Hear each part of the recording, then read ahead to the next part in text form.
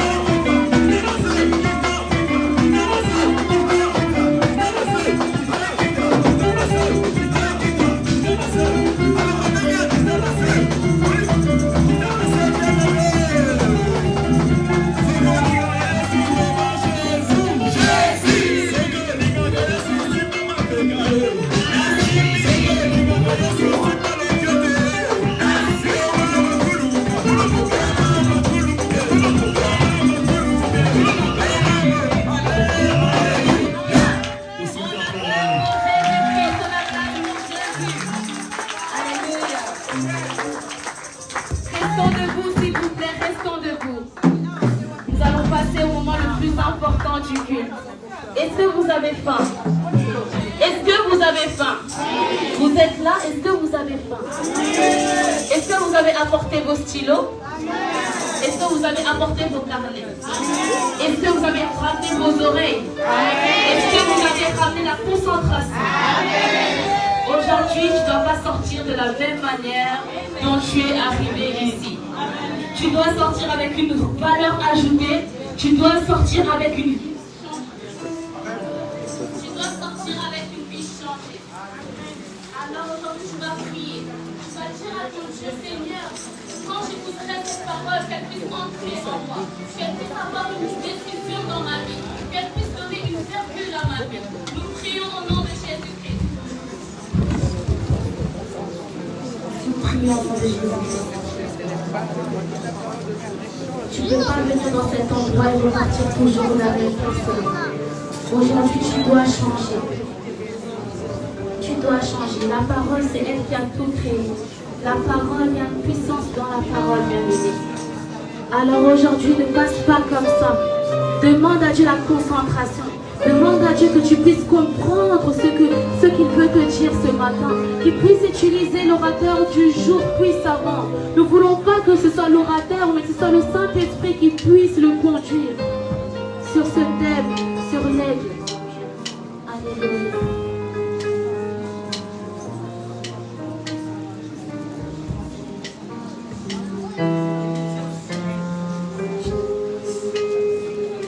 Si on peut élever nos deux mains.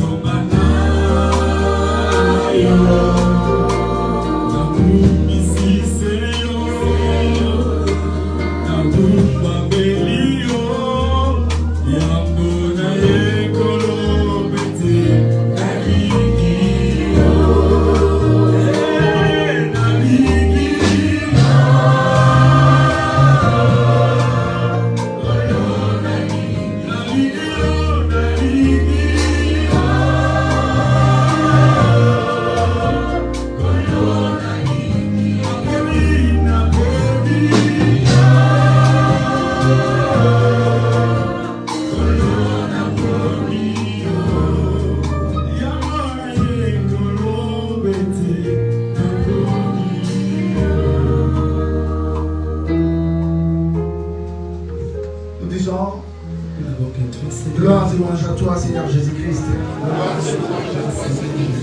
Merci, Seigneur Jésus. Amen. Amen. Amen, amen, amen. S'il vous plaît. Shalom, shalom, shalom. Qui est le roi? Jésus-Christ. Qui est le Seigneur? Jésus-Christ. Est-ce qu'on peut encore ovationner fortement pour la gloire de Dieu?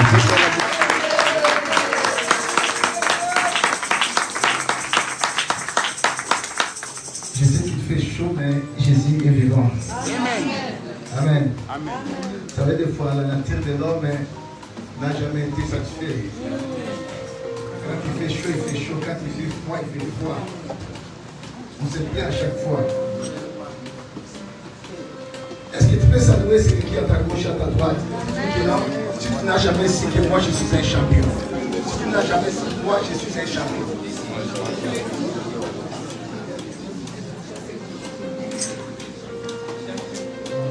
Saluez, bien-aimés, sois gentils ici. Si nous sommes des vivants, nous ne sommes pas des morts. Nous sommes dans une école des vivants. Et en plus de plus que vainqueurs. Sois cool, sois sympa. Moi, je suis un champion.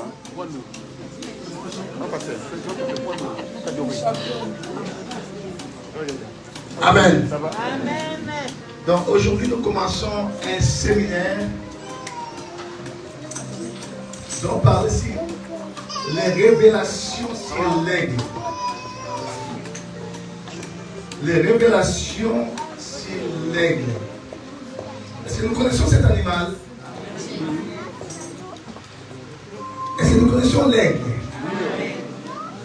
On peut lever nos mains, ceux qui connaissent l'aigle. Ah, je pense que c'est toute l'église. Est-ce que quelqu'un a déjà vu l'aigle? Pas dans la télé. À l'aigle comme ça.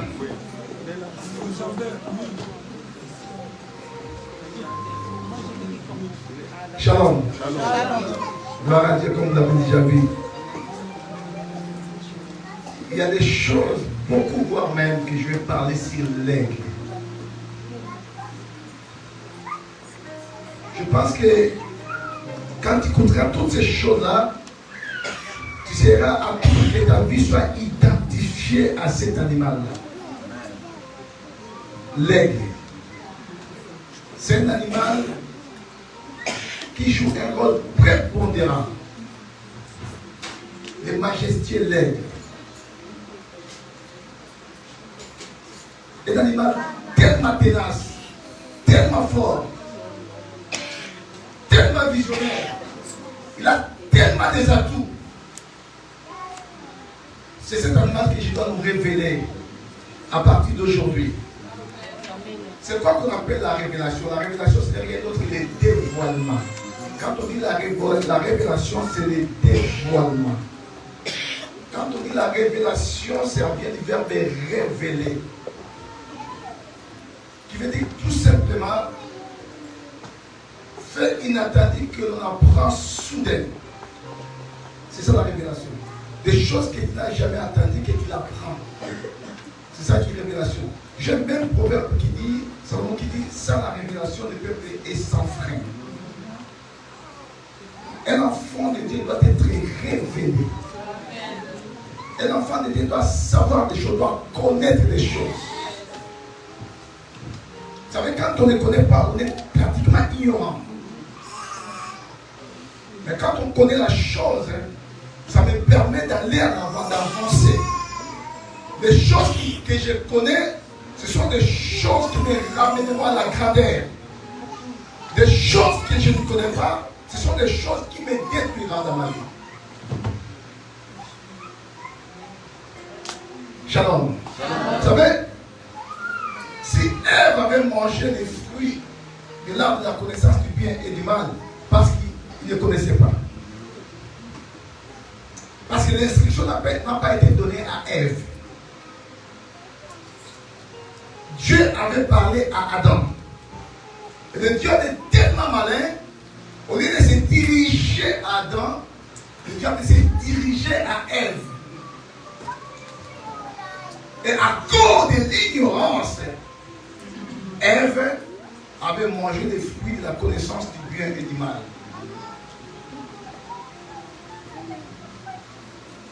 Le dévoilement, c'est très important. Un enfant de Dieu qui n'est pas révélé, il vit totalement dans l'aveuglement. Nous te voyons voir ou regarder, mais en réalité, tu ne vois pas. Amen. Amen. Les révélations sur l'aigle. L'aigle, c'est qui l'aigle? Ou c'est quoi l'aigle? L'aigle, c'est un grand oiseau de proie d'huile. Il vit beaucoup pendant la journée. Il fait ses opérations pendant la journée. Au bec clocher. Est-ce que vous pouvez nous passer la photo de l'aigle là? Regardez comment il est son bec. Comme ça. Au bec clocher. Aux cercles puissantes. Qui construit son nid sur les hautes montagnes. Mais l'aigle a l'habitude de construire son nid sur des hautes montagnes. Un oiseau tellement puissant. Un oiseau capable d'aller encore plus loin. Un oiseau capable de voir encore des choses plus loin. Il a même la capacité de voir. Comme moi, je vois papa Emmanuel à 1 mètre, et il a la capacité de voir une proie à plus de 10 km à la hauteur. Vous imaginez comme moi, je vois papa Emmanuel. Vous imaginez quelqu'un qui est à 10 km de la hauteur. Il est capable, bien aimé, de repérer un poussin, mais il est à 10 km de la hauteur. Quelle vision! Avec des grandes capacités.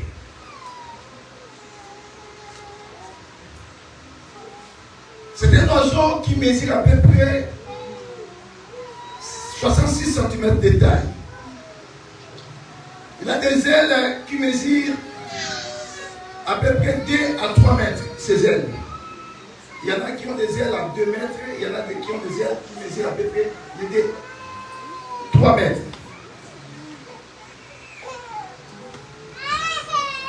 L'aigle peut contrôler un territoire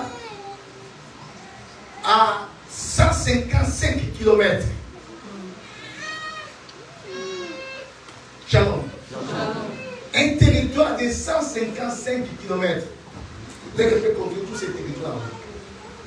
Il peut défendre tous ces territoires-là. Donc c'est ici, je parle jusqu'à l'île. Vous imaginez bien aimé, d'ici jusqu'à l'île, et l'aigle a la capacité de contrôler tous ces territoires-là. Même jusqu'à Valenciennes, la frontière qui va vers la Belgique. Donc tous les territoires-là, il est capable de contrôler et de défendre tous ces territoires-là. C'est un oiseau qui pèse à peu près 3 à 6 kilos. Mais capable de risquer à attraper des proies plus lourdes que lui. Je regardais hier par ma curiosité, j'ai vu qu'un ours qui passait, un ourson qui passait, l'aigle a osé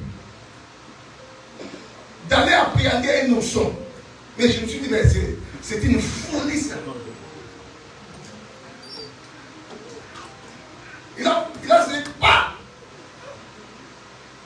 Mais avec les pouvoirs de l'ourson, c'est pas possible. Et il est parti. Donc c'est un animal qui s'est risqué des choses.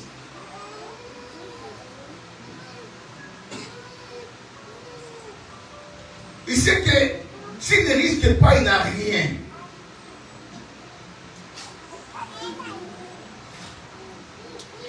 Et un animal tellement visionnaire, tellement intelligent. Vous avez remarqué même dans le monde, beaucoup des organismes, beaucoup de pays ont le symbole de l'aigle. Souvent l'Allemagne, il a le symbole de l'aigle. Nous voyons la Mexique, l'Égypte, l'Albanie, la Pologne, le Monténégro, la Serbie, la Russie, l'Autriche. Ils ont le symbole de l'aigle. Un animal tellement légendaire.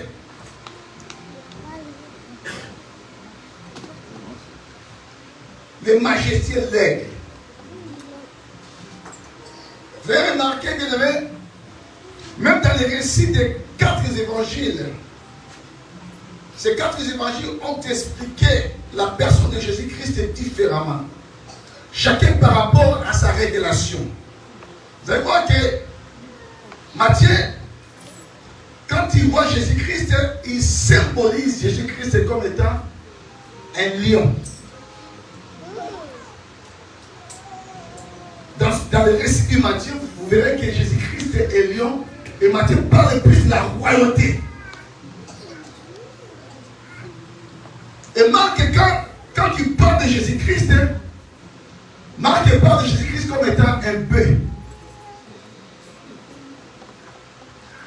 Un travailleur. Vous avez remarqué que Jésus-Christ dans Marc, c'est quelqu'un qui travaille beaucoup, qui laboure, un bœuf qui laboure. Et lui, quand il parle de Jésus-Christ, c'est pour lui que Jésus-Christ c'est un homme. Il parle beaucoup de l'humanité de Christ. Mais j'aime bien aimer les récits de Jean. Jean, quand il parle de Jésus, Jean automatiquement identifie Jésus comme étant un aigle. Un animal qui vole encore plus loin. Un animal qui a plus de capacités. Et quand il parle de Jésus comme un aigle, automatiquement il identifie la divinité de Jésus. Pour Jean, Jésus-Christ c'est un Dieu. C'est pour ça qu'il identifie comme étant un aigle. Un animal qui a une grande odeur. Qui peut aller encore dans les odeurs.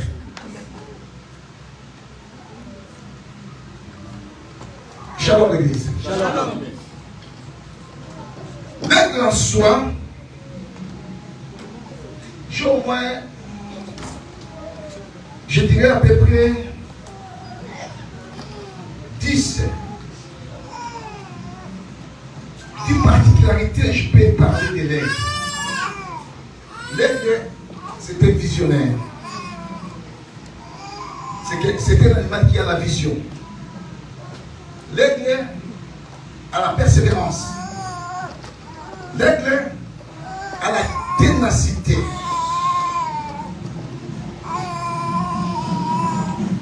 L'aigle a la patience.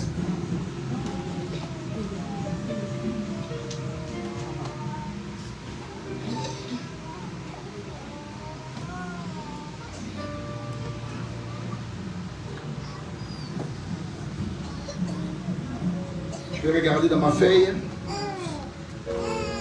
L'aigle a la stabilité. L'aigle a l'endurance. L'aigle a la capacité. L'aigle a la maintenance. L'aigle a la puissance. L'aigle a la force.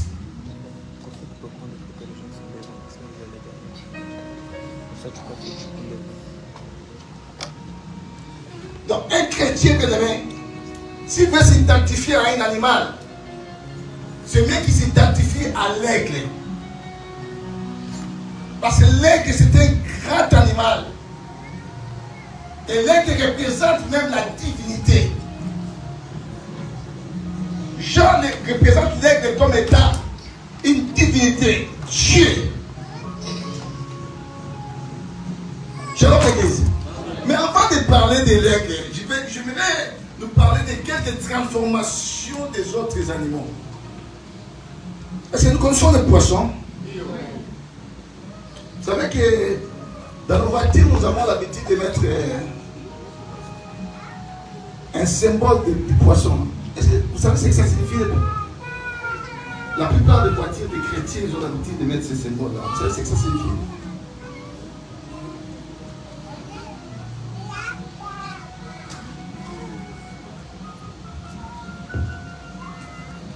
Shalom. Est-ce que nous savons ce que ça signifie, ça?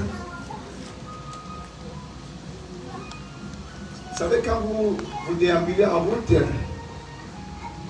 et si vous regardez derrière une voiture, ils ont l'habitude de mettre un symbole de poisson qui veut dire tout simplement âme vivante, une âme vivante. Les poissons et même des symboles des croyants de l'église primitive. Vous savez, être un poisson à l'église, c'est bien, mais ce n'est pas fini. Un chrétien ne peut pas rester seulement être un poisson. Les gens identifient les chrétientés par un poisson. C'est bien. Mais les poissons, ça ne détermine pas la grandeur de la chrétienté de la vie d'une personne. Vous savez qu'est-ce que la Bible dit? La Bible dit dans le livre de Matthieu 13, 47 à 48, vous en dites rapidement s'il vous plaît.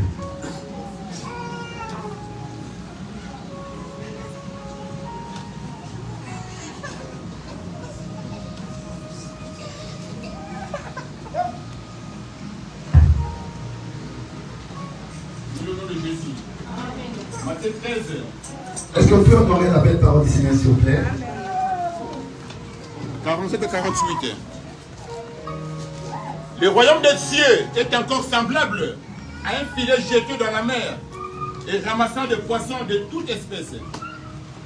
Quand tu le remplis, les pêcheurs les tirent.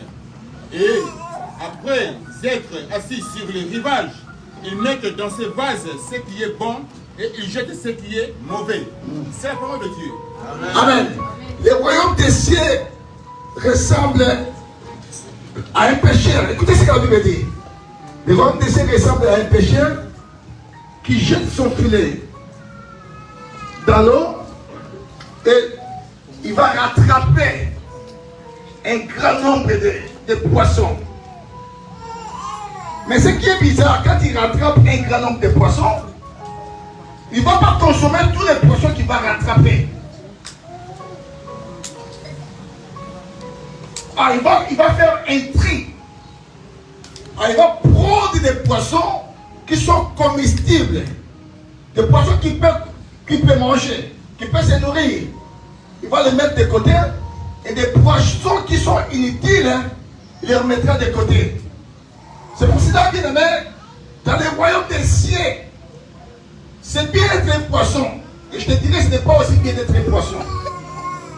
Pourquoi? Parce que les poissons qui sont inutiles sont jetés. Et notre Dieu, nous devons savoir que Dieu n'est pas quantitatif. Dieu est sélectif. Dieu, quand il appelle des gens, quand les gens viennent vers le Seigneur, Dieu ne prend pas tout le monde. Shalom l'église. Dieu ne prend pas tout le monde. Dieu n'a pas besoin de la quantité des gens. Ce sont nous les hommes qui avons besoin de la quantité des gens. Mais Dieu, lui, il n'a pas besoin de la quantité des gens. Amen. Dieu, c'est un sélectionneur. Il est sélectif. Et Amen. Dieu, il sélectionne maintenant des poissons qui sont comestibles. Dieu va prendre pour les utiliser. Et ceux qui sont inutiles, Dieu va les rejeter. C'est pour cela, bien aimé, dans le royaume des cieux, tu ne peux pas être un poisson. Parce qu'un poisson passe toujours par les tris. Il faut qu'un poisson puisse se transformer en un autre animal. Quand il vient dans l'œuvre de Dieu, quand il vient à l'église, quand il reçoit l'appel de Dieu, tu ne peux pas rester seulement un poisson. Il faut que tu te transformes en un autre animal. Il faut que le poisson se transforme en une brebis. Shalom l'église. Oui, la brebis c'est un animal doux. Un animal docile. Vous avez remarqué, même le Seigneur dit, je connais les brebis. Et mes brebis me connaissent. Ils entendent ma voix. Et ils me suivent. Oui, c'est un bon animal de brebis. Ils connaissent la voix de leur maître. Il faut que l'église qu'on puisse avoir des brebis. À l'église, s'il n'y a pas de brebis bien-aimés, on ne verra pas de bons chrétiens. Mais il y a une chose aussi, bien-aimés, que je vois qu'une brebis ne peut pas continuer à être toujours une brebis. Les brebis ont des défauts. Le premier défaut des brebis, d'une brebis plutôt, des brebis, ce sont des craintives. Des brebis dépendent de leur maître. Or, un enfant de Dieu à l'église, un chrétien, ne peut pas toujours dépendre du pasteur.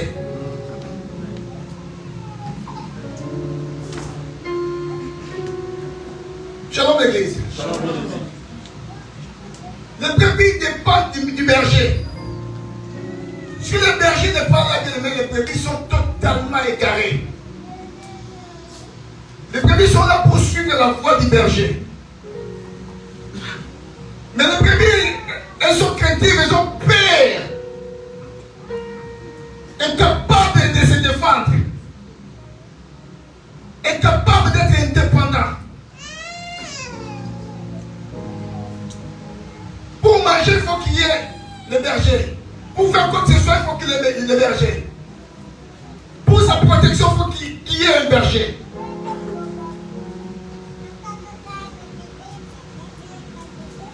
Un enfant de Dieu ne peut pas toujours continuer à être une brebis dans l'église. J'ai même remarqué, le Seigneur a dit, je frapperai les bergers et les brebis seront dispersées. Et quand les bergers étaient frappés, ce jour-là, bien aimé, tous ces brebis, tous les disciples, ils étaient tous dispersés. Pourquoi? Parce qu'à ce temps-là, ils étaient des brebis.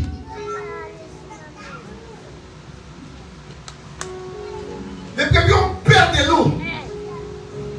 Dès qu'ils viennent à l'église, les brebis ont peur des sorciers.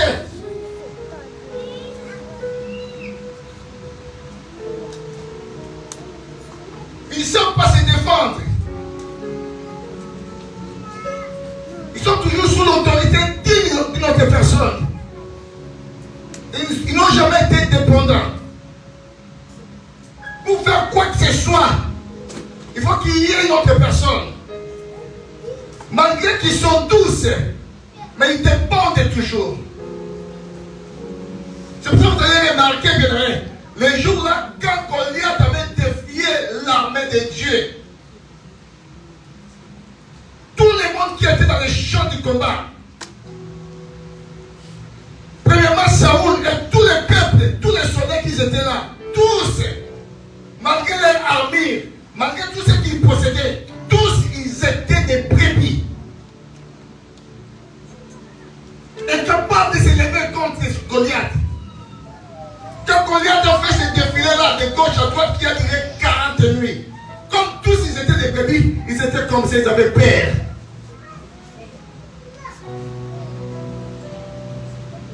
C'est bien être une brebis, mais il faut qu'une brebis se transforme aussi en un autre animal.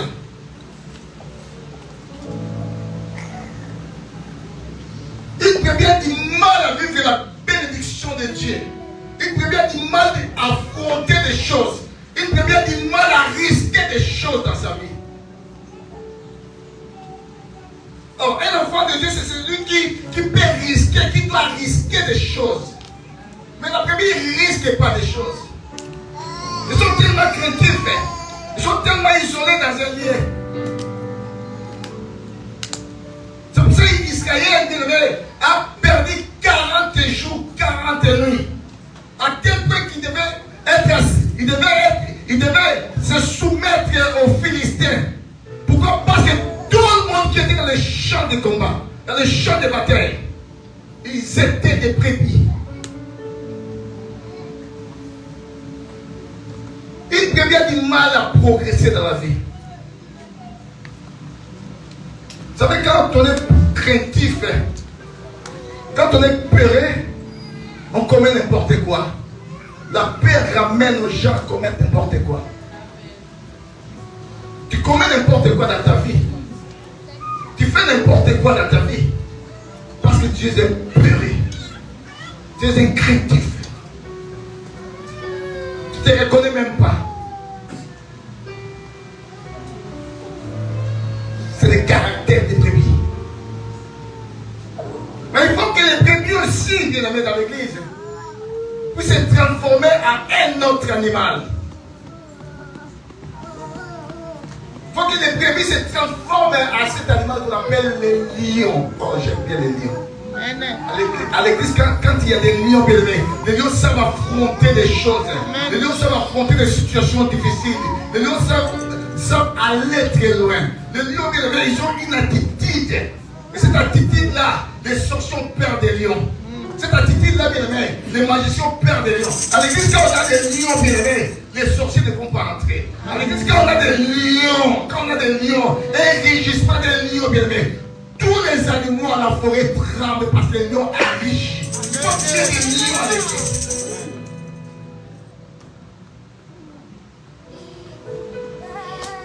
Shalom l'église. Dans la vie d'un enfant de Dieu, il faut qu'il prenne aussi l'attitude d'un lion. Et nous, c'est un animal qui sait oser. Moins grand que l'éléphant. Moins grand que la girafe.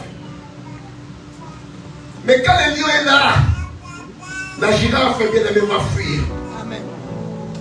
L'éléphant, quand il voit un lion, malgré que c'est un éléphant, il a peur d'un lion parce que le lion s'est pointé, le lion est là. Amen. Le lion a de l'assurance. Ça veut dire que le juste a de l'assurance comme un jeune lion.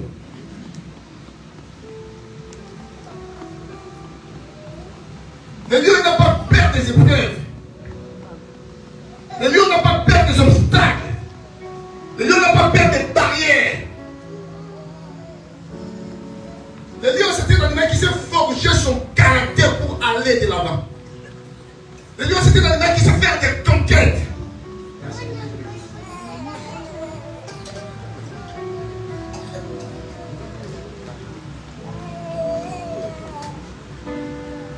Il sait faire des conquêtes. Il sait conquérir des choses.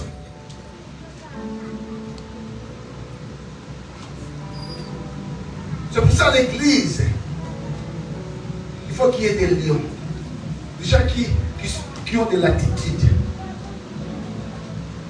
Qui a dit au lion qu'il est le chef des animaux? Qui a dit au lion qu'il est le roi des animaux? Personne. Mais en lui, il sait qu'il est le roi.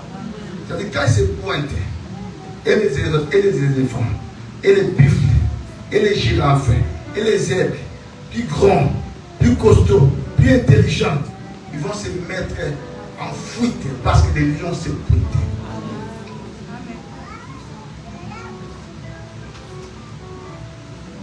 Tu ne fais peur à personne.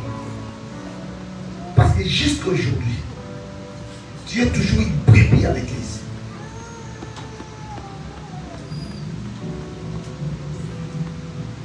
Tout ce que la tradition de ta famille a dit, c'est ça que tu as vu. Tu es en train de vivre. Tu vis sous la tradition, sous les imprécations, sous les mauvais sorts. Pourquoi? Parce que tu fais que subir l'attitude d'une brebis. Mais quand le lion est là, bien aimé, les imprécations ne peuvent pas atteindre un lion. Parce qu'il sait que celui-là, c'est un lion. Mais le lion aussi a un problème. Le lion, c'est un animal qui aime faire des conquêtes. Il fait des conquêtes, il fait des conquêtes, il fait des conquêtes. Arrivé à un certain niveau, le lion il se fatigue. Le lion perd les repères. Si vous regardez des lions, mais la plupart des mères même à cause de la famille. Parce que le lion, c'est un animal qui aime faire des conquêtes. Et quand il va faire ses conquêtes, il perd ses repères. C'est bien d'être un lion. Mais il faut que les lions aussi, à l'église, ou dans la vie des chrétiens, il faut que les lions se transforment aussi à un autre animal. Est-ce que nous sommes là? Amen. Gloire à Dieu. Et l'animal que les lions doivent se transformer, bien aimé, ce n'est pas n'importe quel animal.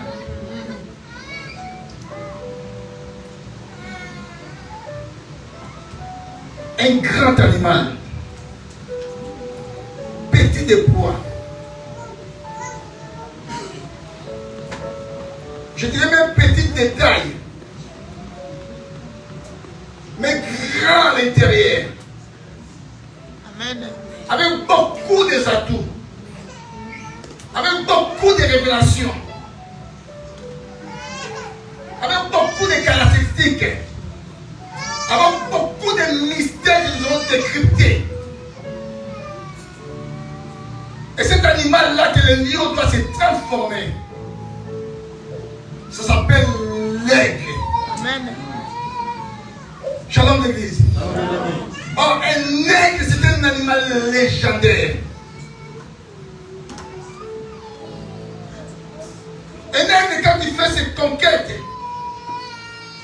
quand il voit qu'il commence à se fatiguer, l'aigle a l'habitude de se rajeunir. Oh, gloire à Dieu. Il a l'habitude de se rajeunir. Il peut aller encore trop loin, plus haut, dans une montagne. Et l'aigle a la capacité de se déprimer. L'aigle a la capacité de cogner son bec dans un rocher pour mortifier son bec.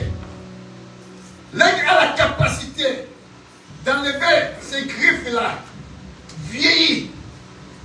Il enlève et ça sort du sang. Il a la capacité de rester pendant un certain temps. À la retraite, qu'on fait quelque part. Jusqu'à ce qu'il doit encore renaître autre vie. C'est-à-dire jusqu'à ce que les plumes vont pousser, jusqu'à ce que son bec va pousser, jusqu'à ce que ses griffes vont pousser. Et il va encore devenir encore plus jeune. Est-ce que vous savez la durée de vie d'un aigle? Un aigle vit de 30 à 70 ans. Celui qui a la durée de 70 ans, quand il atteint les quarantaines, il sent qu'il est totalement vieilli. Il n'a plus la force. Il va aller à la montagne. Il va se retirer. Il va se retraiter. Il va se déprimer. Pour avoir encore une autre force. Lisons un verset biblique. Ésaïe 40. Verset 30 à 31. Au nom de Jésus. Amen. Ésaïe 40, de 30 à 31. Les adolescents se fatiguent et se lassent. Et les jeunes hommes chancellent. Mais ceux qui se confient en l'éternel. Mais ceux qui se confient en l'éternel. Renouvellent leurs forces. Oh, j'aime bien, mais la Bible dit renouvellent leurs forces. Ils prennent le vol comme les aigles. Ils prennent, non, pas n'importe quel animal. Ils n'ont pas, pas comme des pigeons. Nada. Pas comme des éperviers. Nada. Pas comme les corbeaux. Jamais. Non, mais la Bible dit ils prennent leur vol. Dans d'autres versions, dit ils prennent l'envol. Vous savez, l'aigle peut prendre voler sans toutefois battre ses plumes. L'aigle a l'habitude de planer. Il peut prendre les vols en planant comme ça. Sans battre ses plumes, non. Mais les pigeons, pour prendre les vols, il faut qu'ils battent ses plumes. Les corbeaux, il faut qu'ils battent ses plumes. Les pervers, il faut qu'ils battent ses plumes. Mais l'aigle, non. Il prend les. Comme nous voyons l'avion. Comme l'avion, il s'envole. L'aigle prend les vols comme ça. Sans battre ses plumes. Il plane. Continue. Ils prennent le vol comme les aigles. Il prend les vols comme les aigles. Ils courent. Il court. Et ne se laissent point. Il ne se lasse point. Ils marchent. Il marche. Et ne se fatiguent. Et ne se fatigue point.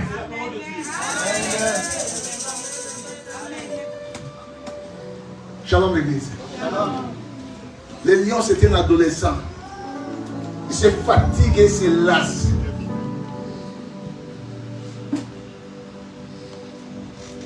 Mais l'aigle, mais la Bible dit ceux qui se confient à l'éternel prennent leur force comme les aigles. Alors, je vais dire à quelqu'un bien aimé, si tu te confies à l'éternel, tu changeras de ton identité. Amen. Ton identité changera bien aimé. Tu prendras la force comme l'aigle. Tu vas renouveler ta force comme l'aigle. Bien que tu es abattu, bien que tu es tétanisé, bien que tu es KO par les événements qui ont secoué ta vie. Mais un aigle, quand tu es tétanisé, quand tu es KO, quand tu es secoué par les événements, il doit prendre encore, il va renouveler encore sa force. Je dis à quelqu'un, tu dois renouveler ta force. Tu dois renouveler encore des choses dans ta vie. Ne te laisse pas battre par les soucis. Ne te laisse pas battre par les problèmes. Ne te laisse pas battre par les situations difficiles. Ne te laisse pas battre par les échecs. Ne te laisse pas battre par les blocages. Tu dois prendre encore la force. Tu dois renouveler encore ta force. Tu dois renouveler ta force.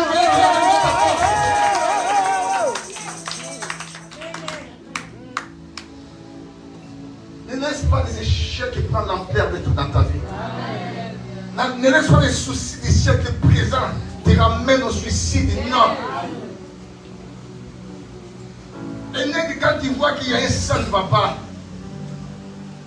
il va aller à la retraite. Pour renouveler encore sa force. Et à 40 ans, quand il va renouveler sa force, il peut vivre encore 30 ans de plus. Vous imaginez? Un lion qui meurt de 8 à 10 ans. C'est la durée de vie d'un lion. Mais un aigle, il peut aller de 30, 40, voire même 70 ans. Une éternité pour un animal. Pourquoi? Parce qu'il sait renouveler sa force. Un animal qui ne vieillit pas. S'il s'en va vers la vieillesse, il va aller se retraiter. Pourquoi tu te laisses abattre par les problèmes? Pourquoi tu te laisses abattre par les échecs? Pourquoi tu te laisses abattre par les rejets?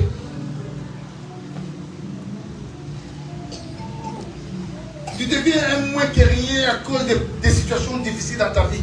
Et tu crois que non, ta vie est finie comme ça. Tu crois que c'est fini pour toi. Mais je vais dire à quelqu'un, renouvelle ta force. Amen. Renouvelle ta force. Amen. Comme un aigle. L'aigle est un animal qui sait renouveler sa force. Capable d'aller encore plus loin. Capable d'aller encore dans les hauteurs. Il aime les hauteurs. La hauteur, la grandeur. Bien-aimé, si tu renouvelles ta force, tu entreras dans l'endroit de ta destinée. Amen. Tu entreras dans la grandeur, bien-aimé. Tu entreras dans les grandes choses. Peu importe ce que la médecine a dit par rapport à ta santé. Peu importe ce que les hommes ont dit par rapport à ta santé. Mais si tu renouvelles ta force, si tu entres à la retraite, bien-aimé, tu vas encore renouveler des grandes choses dans ta vie. Amen. Amen. Première révélation de l'aigle. Il s'agit de son habitation. L'aigle n'habite pas n'importe où.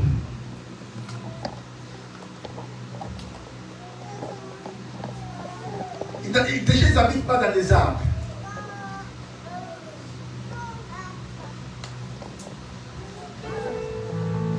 L'aigle habite dans les hauts d'une montagne.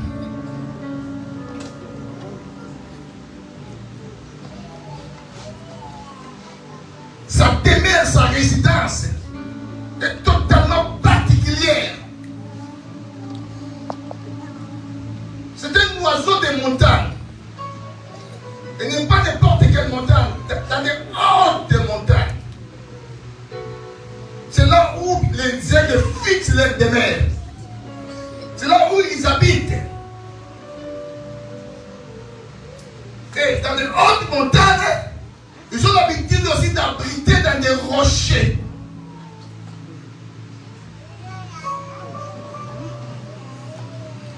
Shalom l'église. Dans des hautes montagnes, ils n'habitent pas n'importe où.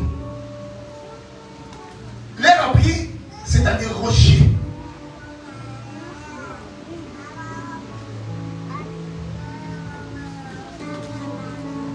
Où est-ce que tu habites, toi? N'est-ce pas, le Seigneur dit, vous êtes une ville située sur une haute montagne. Mais un enfant de Dieu ne peut pas habiter n'importe où dans sa vie.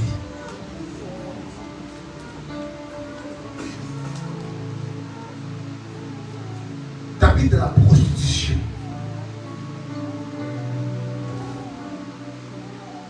Tu habites dans l'alcoolisme, dans la toxicomanie.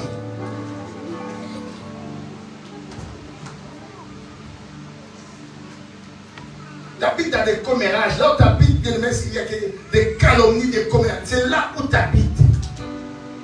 Tu te sens à l'aise pour calomnier. Tu te sens à l'aise pour comporter des choses. Tu te sens à l'aise pour parler mal des autres personnes. C'est ton environnement, c'est ta demeure.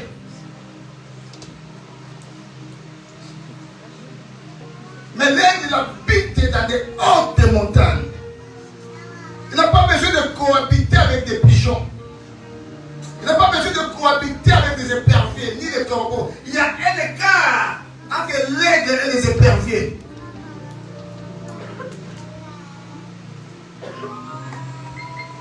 Mais regarde là où tu fais ta vie. Tu habites dans les peines des mensonges. Tout ce qui environne ta vie, ce n'est que des mensonges. Tout ce qui environne ta vie, ce n'est que de l'hypocrisie. Amen.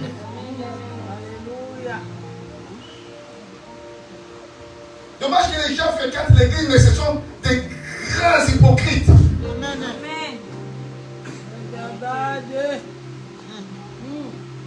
Il te fait voir comme s'il est bien avec toi, mais quand il tourne les dos, bien aimé. Tu peux même pas imaginer. Tu peux pas imaginer des armes qui va allumer pour parler de toi. Les couteaux qui va te poignarder au dos. Amen.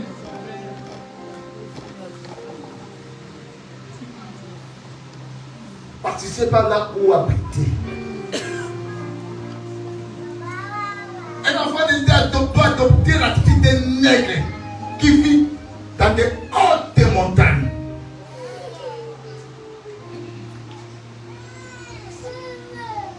Là où, bien aimé, les autres prédateurs, ils ne peuvent même pas atteindre. Parce qu'il est tellement très haut que les lions ne peuvent pas y aller. Mais regarde là où tu habites, là où tu vis. Les sorciers, s'ils veulent t'atteindre, ils vont t'atteindre. Même les mauvais sorts pour t'atteindre, ils t'atteindront. Même des imprécations des gens. Quelqu'un qui te parle des choses, qui te parle mal. Tout ce qu'il prédit pour toi. S'il dit que tu vas souffrir d'éléphantiasis, tu vas souffrir de cette maladie-là. Pourquoi? Parce que tu n'habites pas dans la montagne. Celui qui habite dans les montagnes, bien aimé, des mauvaises choses ne peuvent pas l'atteindre. Les gens peuvent faire des imprécations. Les gens peuvent te maudire autant de fois qu'il voudra, bien aimé. En aucun cas, ça pourra t'atteindre. Pourquoi? Parce que tu habites dans les montagnes.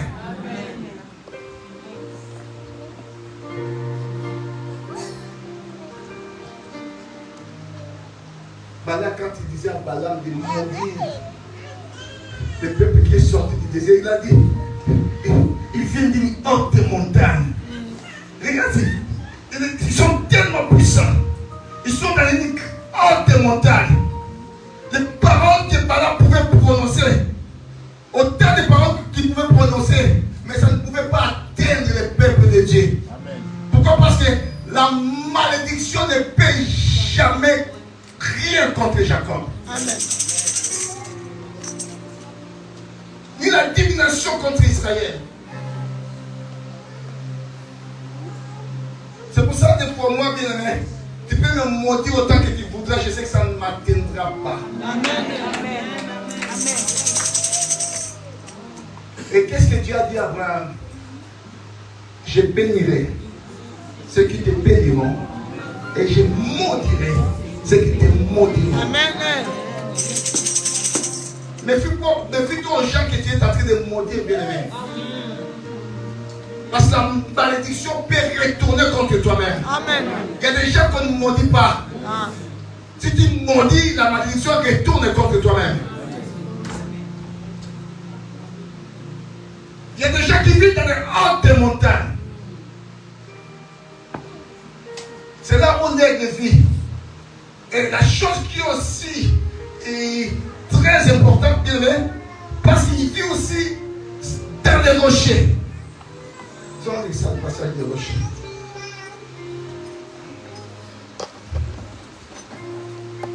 Lisez un peu Psaume 98, verset 16. Est-ce que vous me permettez d'enlever ma veste? J'ai très chaud, excusez-moi. Vous me permettrez? Merci, c'est gentil.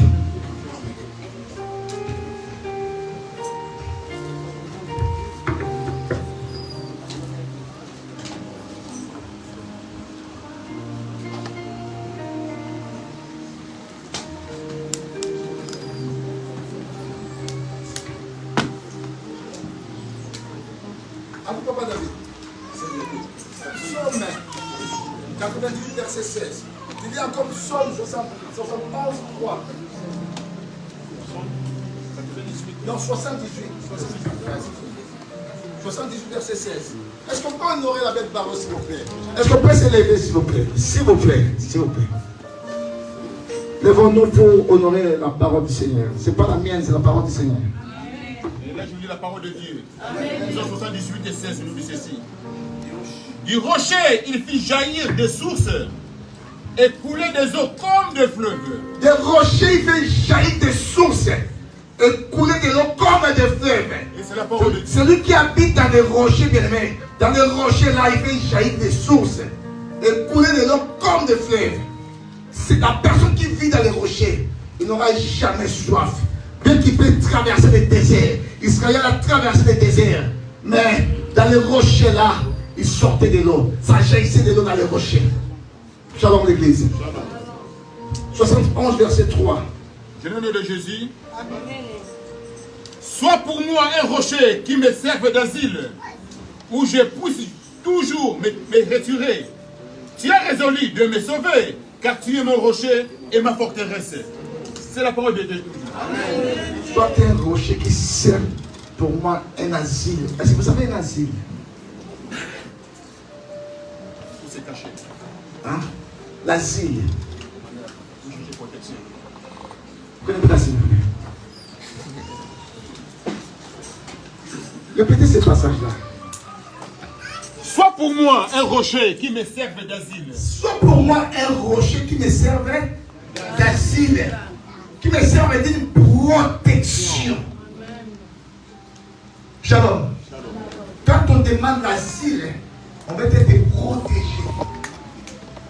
Parce que quelque part, on a subi des persécutions par rapport peut-être à ma couleur de peau, par rapport peut-être à mon ethnie, par rapport peut-être à la religion que je pratique, par rapport peut-être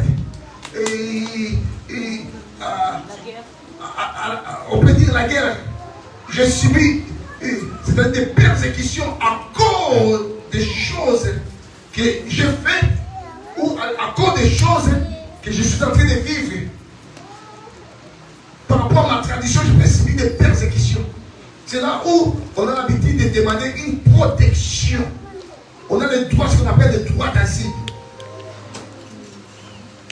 Et dans les rochers, David dit, le rocher là sert pour moi l'asile. Celui qui vit dans les rochers, c'est quelqu'un qui est totalement protégé. C'est pour ça, là où vit l'aigle, ce n'est pas tous les animaux qui vont là-bas. Ils ont du mal à atteindre la haute montagne. Déjà, c'est très haut. Et dans les rochers, dans une grande protection, une grande forteresse.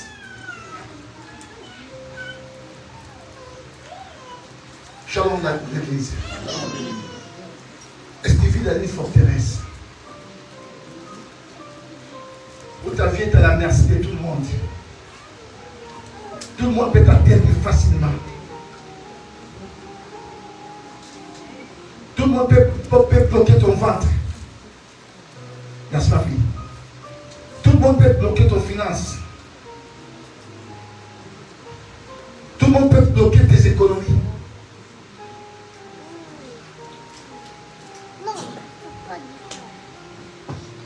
Tu vis, mais il y a d'autres personnes qui dirigent ta vie.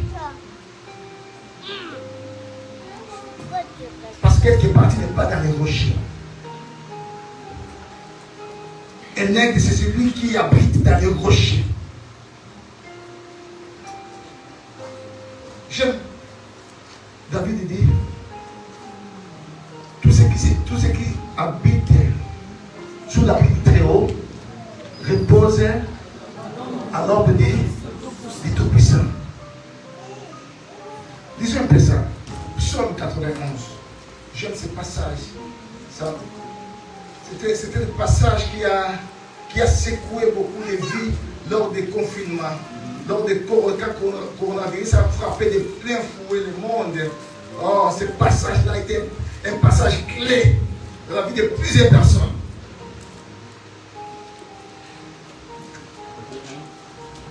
« 91, psaume. À partir du verset 1. Celui qui demeure sous l'abri du Très-Haut repose à l'ombre du puissant, du Tout-Puissant. Continue. J'ai dit à l'Éternel, Mon refuge, ma forteresse. Mon Dieu à qui je me confie, car c'est lui qui te délivre du filet des oiseleurs, de la peste et de ses ravages. Amen. C'est lui qui te délivre des filets des oiseleurs, de la peste et de ses ravages. Celui qui habite, celui qui demeure sous l'abri du Très-Haut repose à l'ombre du Tout-Puissant. Shalom l'église. Où est ta demeure? Où est ta demeure? Tu n'es pas à l'abri, bien-aimé. Tu es à la merci de tout le monde. Tout le monde voit ta vie. Tout le monde connaît ta vie. Tout le monde peut lire ta vie. Mais celui qui vit dans les rochers, celui qui vit dans la montagne, sa vie est cachée. Amen. Tout le monde connaît tes mouvements. Et l'enfant de Dieu ne peut pas connaître ses mouvements. Amen. On ne peut pas connaître sa vie.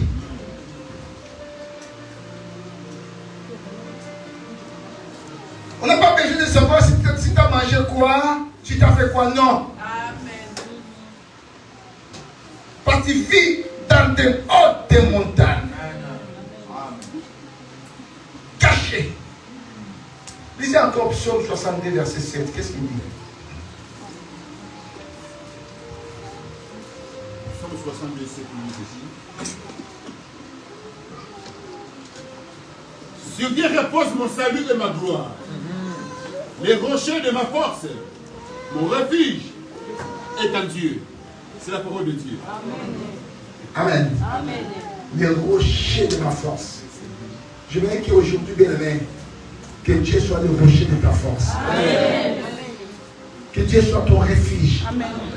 Je veux qu'aujourd'hui, que Dieu soit ta haute retraite. Amen. Un aigle a un refuge. Il a une demeure. Il est protégé.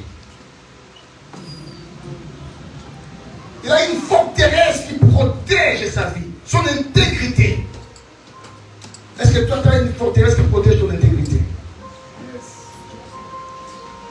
Deuxième révélation de l'aigle. Un aigle ne choisit pas n'importe qui comme partenaire. Un aigle, bien aimé. Déjà, il ne peut pas choisir un épervier. Non plus un corbeau. Non plus un pigeon. Il ne choisit pas n'importe qui comme partenaire. Le pigeon peut être beau. Un épervier peut être beau. Mais pour l'aigle, un épervier ne peut jamais être son partenaire.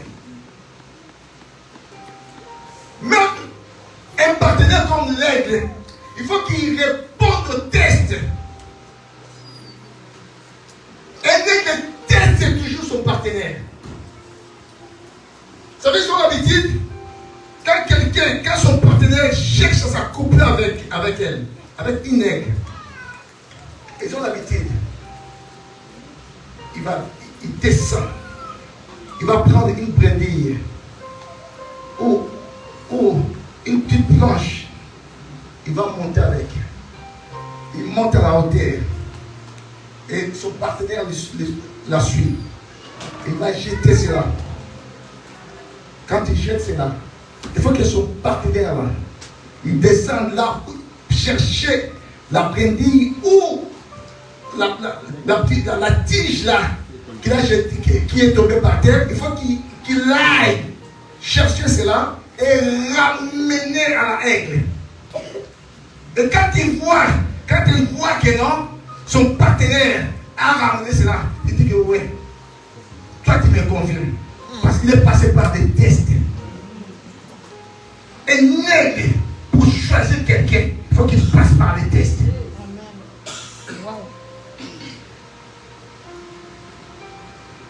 Shalom l'église.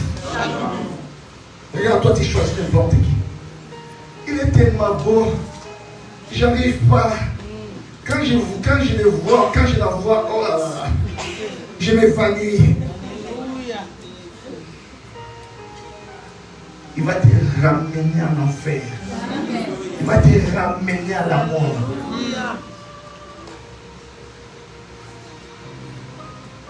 Tous ceux qui brillent ne sont pas de l'or.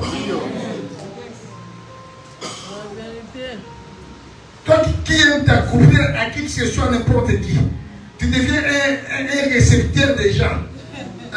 Jean vient, il rentre. Mamboine, il vient, il rentre. Non pas il vient. Tu es en train d'accumuler des démons dans ta vie. Et tu vas te retrouver que rien ne marche dans ta vie. Pourquoi tu reçois n'importe qui?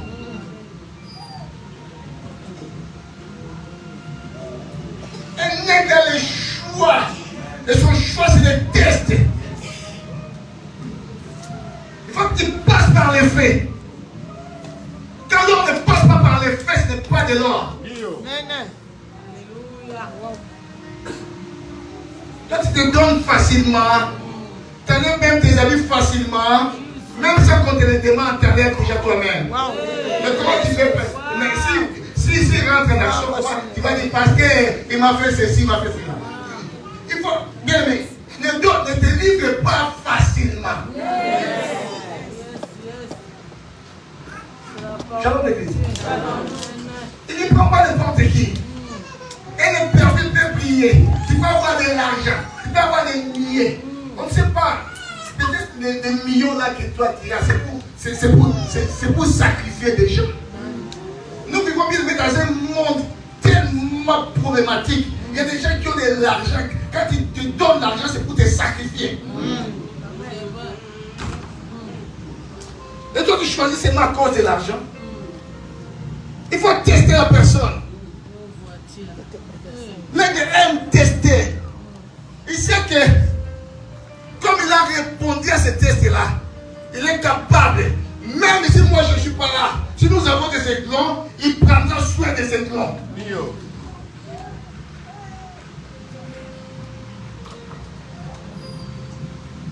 Et toi, tu deviens seulement une maternité, une pondeuse.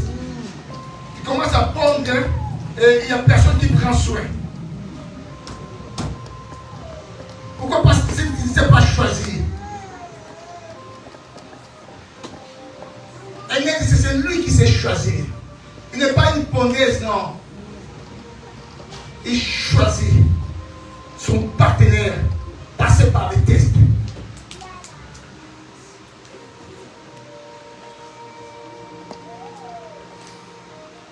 Shalom l'église. Je dis à quelqu'un, dorénavant tu dois choisir. Amen. Dorénavant, bien aimé, il faut que les choses changent. Tu compliques des choses. Aujourd'hui, si tu vis la vie là que tu vis aujourd'hui, tu es bien aimé, tu es coupable d'accepter n'importe quel engagement dans ta vie. Tu as signé des clauses que tu ne peux pas signer dans ta vie.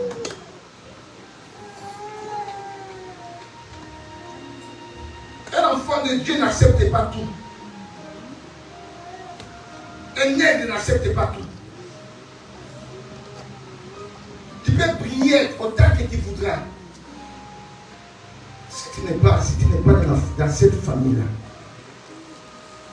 si tu es ailleurs, si tu es franc-maçon, aujourd'hui, ce qui me donne, les chrétiens, à cause de l'argent, ils peuvent même accepter un mari franc-maçon.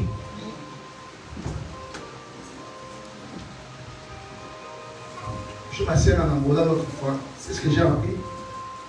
Il s'est marié à l'âge avancé déjà. Nous tous on savait pas. Or, son mari c'était un franc-maçon.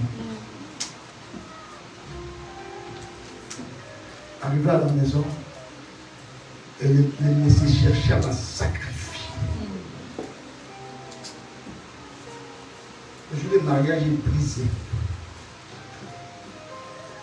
Pourquoi? Parce que des fois, quand les gens voient de l'argent, l'homme est plus séduit par l'argent.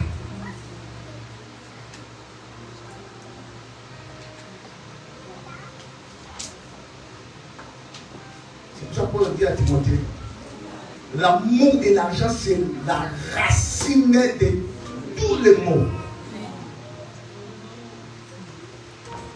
Tout aujourd'hui, c'est à cause de l'argent. La guerre en Ukraine, c'est l'argent. Hein? La guerre en RDC, c'est l'argent.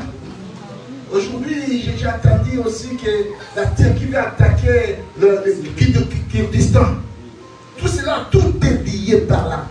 L'argent devient le maître de tout. On peut sacrifier des vies et des vies à cause de l'argent. Et l'argent ramènera beaucoup de gens en enfer.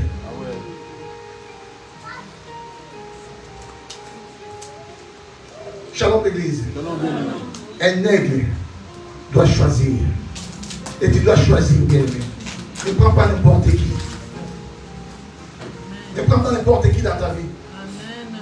Même pour les amis. Ne prends pas n'importe quel ami dans ta vie. Tu ne peux pas parler de tes affaires à n'importe qui. Tes problèmes, tu ne peux pas les dire à n'importe qui. Toi, quand tu as un problème, tout le monde doit savoir bien. Est-ce que tu es vraiment quelqu'un qui réfléchit? Même les chats qui déambulent de gauche à droite, ils savent que non, la personne X a un problème X. Mais tu es un taré, excusez-moi.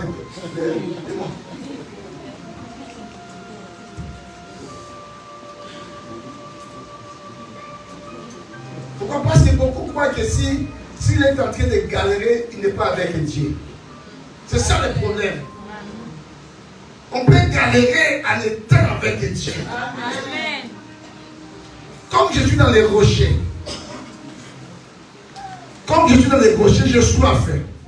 Mais dans les rochers, il y aura de l'eau qui va jaillir dans les rochers. Il y aura de l'eau, bien-aimé. Et de l'eau, bien-aimé, va remplir comme un fleuve dans ma vie. Ah, je dis à quelqu'un qui est de l'eau remplit sa vie comme un fleuve. Et de l'eau remplit sa vie comme un fleuve. Et pas emprisonné par de l'eau, la vie par la abondance dans le nom de Jésus. Que Dieu bénisse sa parole. On va continuer de m'écrire. Donc priez.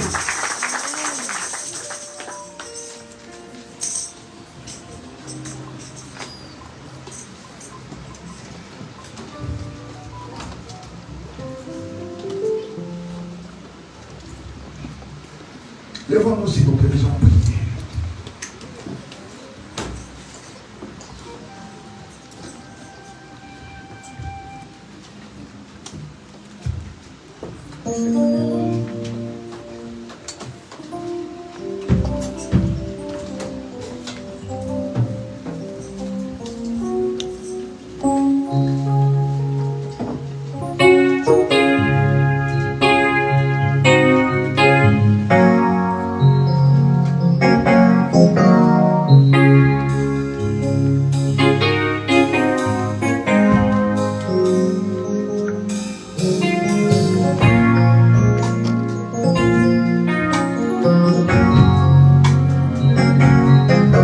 J'aimerais que bien-aimé, tu regardes ta vie. Parmi les animaux que j'ai cités, où es-tu? Où est-ce que tu te retrouves, bien-aimé? Mais j'aimerais qu'aujourd'hui tout change dans ta vie, que tu adoptes l'attitude d'un aigle. Un animal tellement visionnaire, un animal tellement tenace, tellement patient, tellement déterminé. Cet animal relève beaucoup de choses dans notre vie.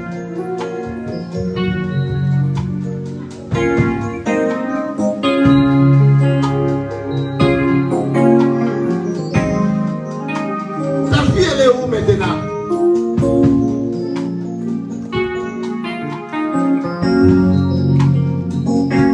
Je veux que tu pries par rapport à ces messages. Je veux que tu pries par rapport à ces messages. Commence à prier au nom de Jésus.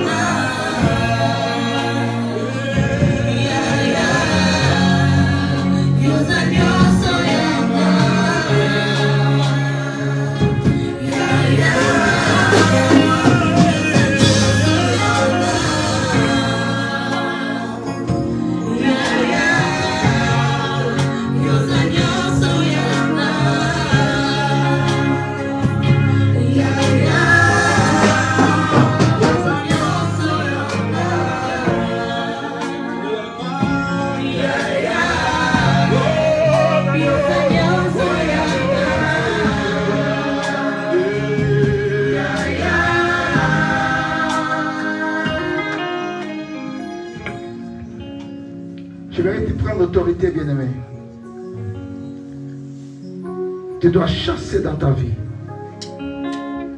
tout ce qui est tueur de ta destinée.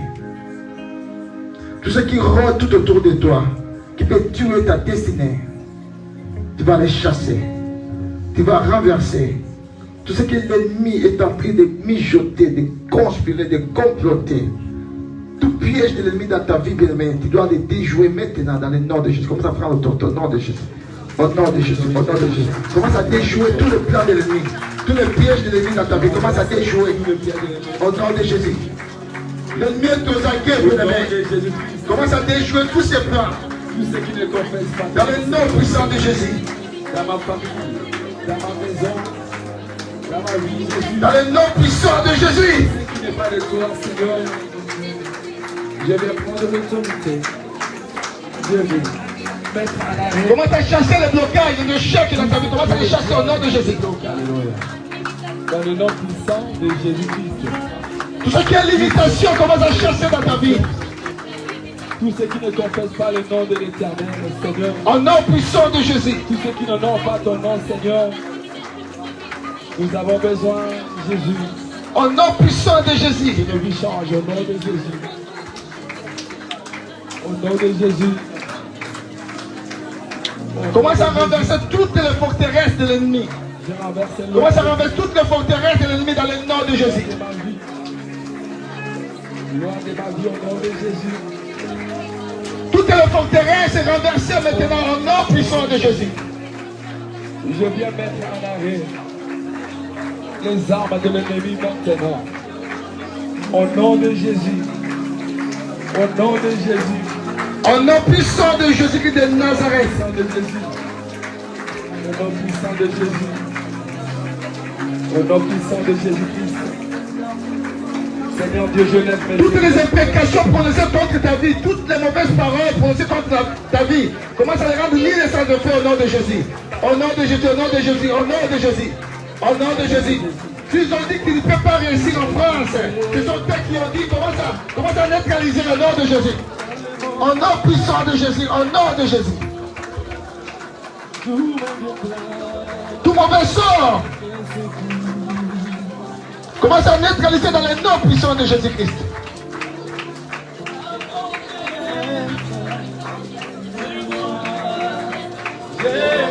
Dites à la coutume de prendre sa bagaille.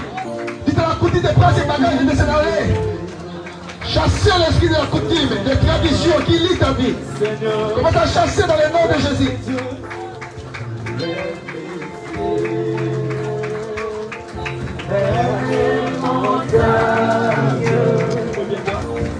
Tout me viendra et secours. Ma forteresse, c'est toi, Jésus. Mon bouclier, c'est toi.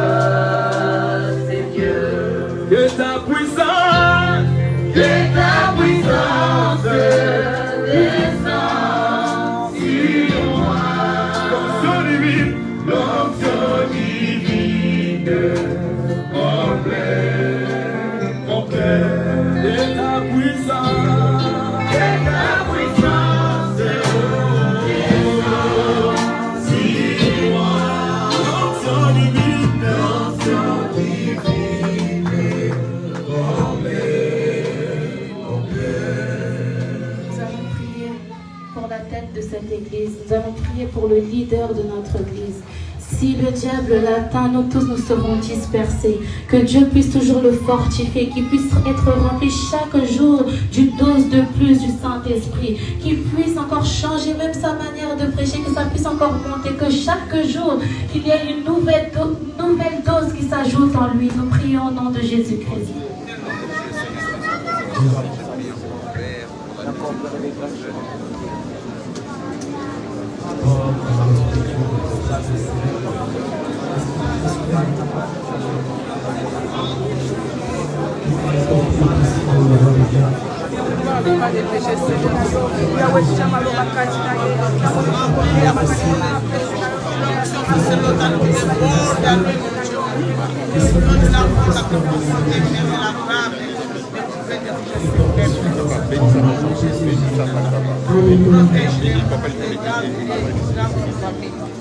Isso foi